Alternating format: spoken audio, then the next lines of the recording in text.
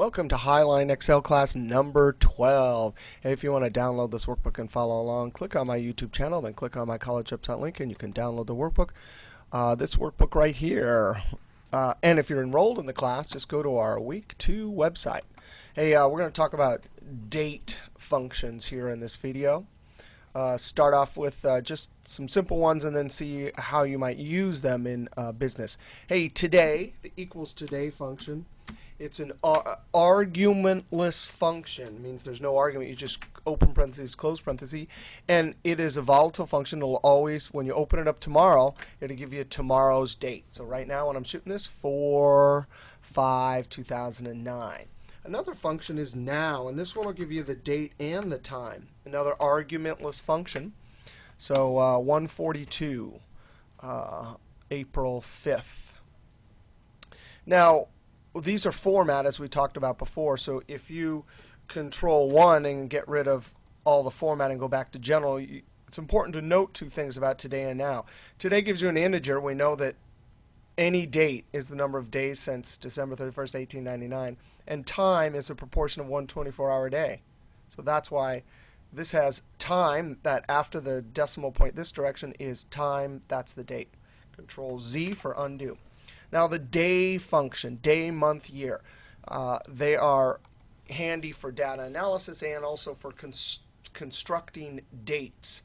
Now day, month, and year can just look at a date and tell you what day, month, or year it is. So equals, and this one's going to be day of that, and it will tell you that it's the number 1.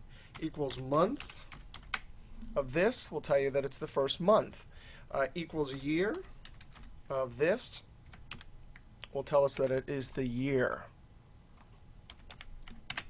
Now, if I change this one here to 3, right? This tells us that it's the 3rd month. If I change this to the 30th, this will say it's the 30th day. The month is still the same. And if I change this to how about 2/29/2008, it says that there's this is 29th day. This is the 2nd month and the year 2008. Now what if you put in something like 37? It doesn't know that that's a date because there's not 37 days possible, and you get the value error.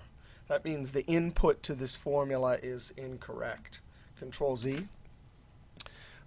Date, the date function equals date, and we'll see an amazing use for this in just a moment. But the basics of date, it is a function that allows you to construct an official date. You put in the year, the month, and the day. So watch this. I'm going to put 2009, comma, 1, comma, 1. So the month is 1, the day is 1, and the year is 2009. And it will make a date for you. A couple, I guess I did that example right there. A couple interesting uses for the date function is equals, or the date can handle funny numbers. We saw up here that day, month, and year couldn't handle a 37, right? But the date can. So if I say the year is 2009,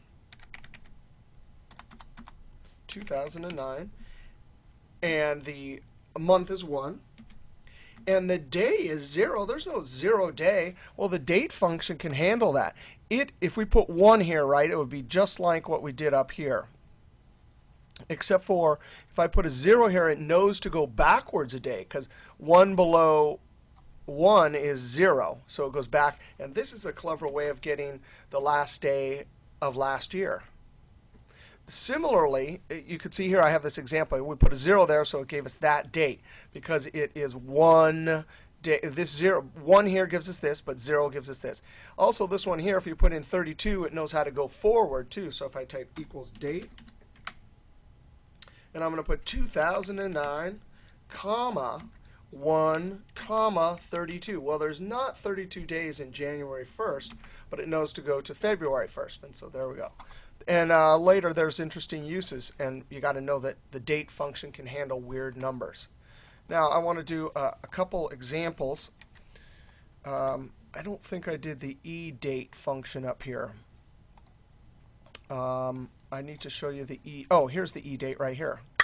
This is eDate. Here's a date, 5/1/2009, and a lot of times you want to go 5 months forward. So for short-term loan contracts or invoices due or something like that, you want to just take this date and add 5 months. Well, you can't just add 30 days times 5 because there's different days in each month. So that's where the eDate equals eDate. And you give it a start date, whoop, comma, and the number of months backwards or forwards, and it will just calculate it for you. It knows leap year and everything. It knows February when it has 28 days, when it has 29. So now we're going to go 5 months forward, and that gives us 10/1. Again, this is a brilliant function for invoicing, loan contracts, things like that. It goes backwards too. So if I take this, comma, this -5 right there, it'll go backwards. So 12 minus 12/1/2008 is 5 months before that. So eDate, it's a great function. Now here's an example of when you can use the eDate. We have hire date, and we're vesting for a pension plan in 10 years, which means you get your pension plan. You qualify fully, but you have to work there 10 years. So watch this. We're going to use the eDate. We simply take their hire date, comma, and how many months in the future? Oh, well, we don't have months. Oh, I'm going to take years here times 12. There's an example of a number that does not, we're never going to change the number of months in 1 year, so it's okay to hard code that into your formula. And there it is. There is his vest date. And here's this function isn't in some earlier versions of Excel, so you have to do some pretty tricky footwork. But if you know how to use the date function, you can get around it really quite easily. So I'm going to say date, and all we need is the year, month, and day. Watch this. We have the year function, right? Remember, the year function will look here and say, oh, 1999, right? So we got year function. And watch this. I'm going to highlight this right here and hit my F9 key, which is evaluate. That's just to show you that that's what that year function is evaluating to. Control Z.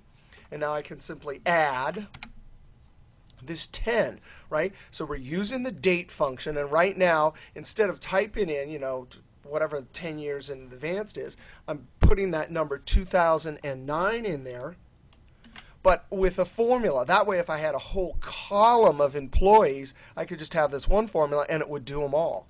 So there's the year, comma, the month, we just do month of this, comma, and then we do day of that. The only thing, the tricky thing here we had to do was figure out how to get a year 10 years in the future. So there it is, 3 arguments for date function, and we use the year, month, and day. Hey, we used 4 functions in one. Control, Enter. They both give you the same thing. This one's much easier.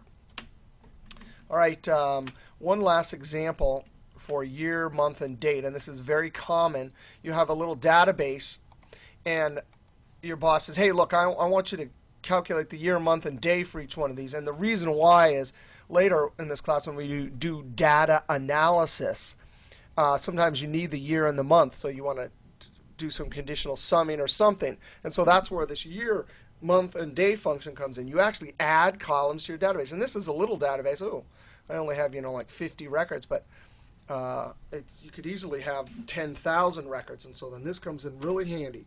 The year. You just click there, Control Enter, and then double click and send it down. Hey, notice the numbers are changing. I have formulas that are randomizing there. Equals month, right? So now it would be easy to summarize, to do some summarization just on month 5. I think that's May, right? January, February, May. And then day equals day. Now, day comes in handy, maybe not so much for summarizing, but lots of situations. We'll talk about some of them later. But there it is. We added these extra columns here with year, month, and day. All right, we will see you next video.